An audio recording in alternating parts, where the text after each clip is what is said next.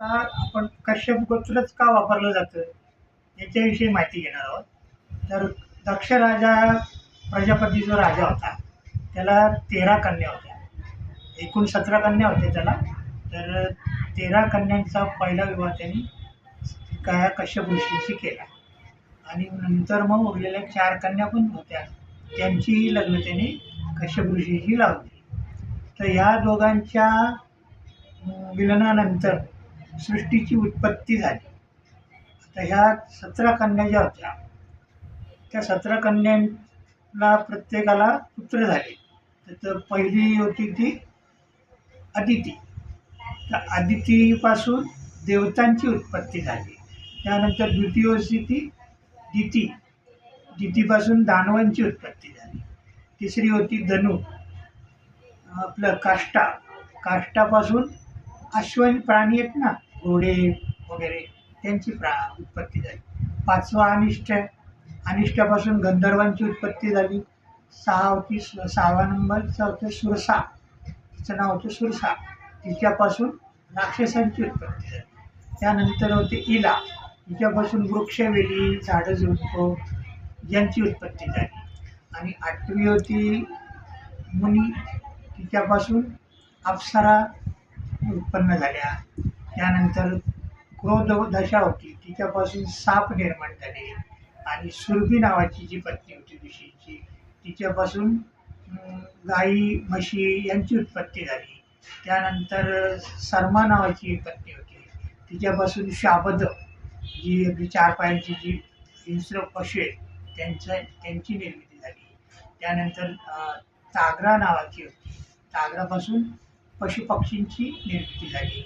दुसरी निमी होती. निमीच्या पासून जलचर प्राणी, पाण्यात राहतात ना ते प्राणीची निर्मिती झाली. आणि 14वी होती ती विनता. विनतापासून गरुड आणि अरुणा यांची उत्पत्ती झाली. तर गरुड हे विष्णूचं वाहन झालं आणि अरुणाने सूर्याचं सारथी व्हायचं स्वीकारलं. त्यानंतर 15वी जी पत्नी होती तिचं नाव कद्रू. तिच्यापासून नागांची उत्पत्ती झाली. 16वी होती तिचं नाव होतं पतंगी. तर तिच्यापासून पतंग म्हणजे फुलपाखरू उठतात ना त्यांची निर्मिती झाली. त्यानंतर 17वी होती ती यामिनी. यामिनीपासून शलभ उत्पत्ती झाली. असे बरेच 17 पूर्ण झाल्या. तर ह्यांच्यापासून ही सृष्टी जी निर्माण झाली प्रत्येक झाले की नाही, प्राणी पशु पक्षी झाडं झुडं राक्षस देव देवता हे सगळ्यांची सृष्टी उत्पन्न झाली. तर ह्या सृष्टीची पहिल्यापासून परंपरा ही चालत आलेली आजतापर्यंत.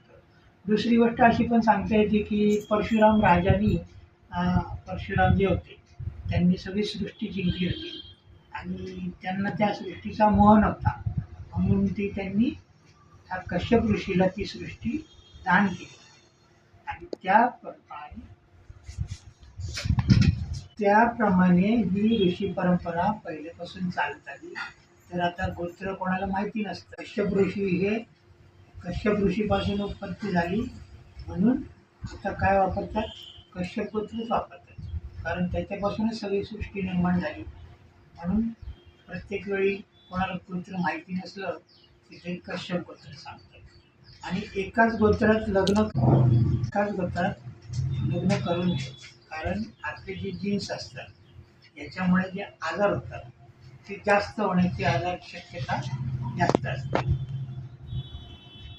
तर ह्यामुळे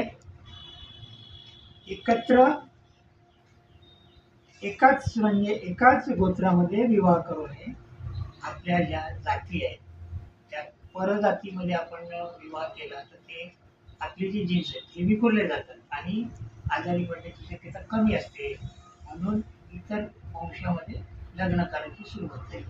त्याच्या आपसात लग्न करत होते पहिले. तर अशी ही गोत्र म्हणजे काय याची माहिती आपल्याला मिळाली. कश्यप गोत्र का वापरलं जातं याची पण माहिती मिळाली आणि ही महाजन गुरुजींनी चांगली सांगितलेली आहे. तर त्याचा मला फायदा झाला आणि तसाच तुम्हालाही फायदा हो, तुम्हालाही माहिती चांगली मिळेल. अशा प्रकारे तुम्हाला इतर पण माहिती मी रोज नवीन टाकत राहील. तर त्यासाठी तुम्ही माझ्या चॅनलला लाईक करा, सबस्क्राईब करा, म्हणजे तुम्हाला वेळोवेळी माहिती चांगली मिळत राहील.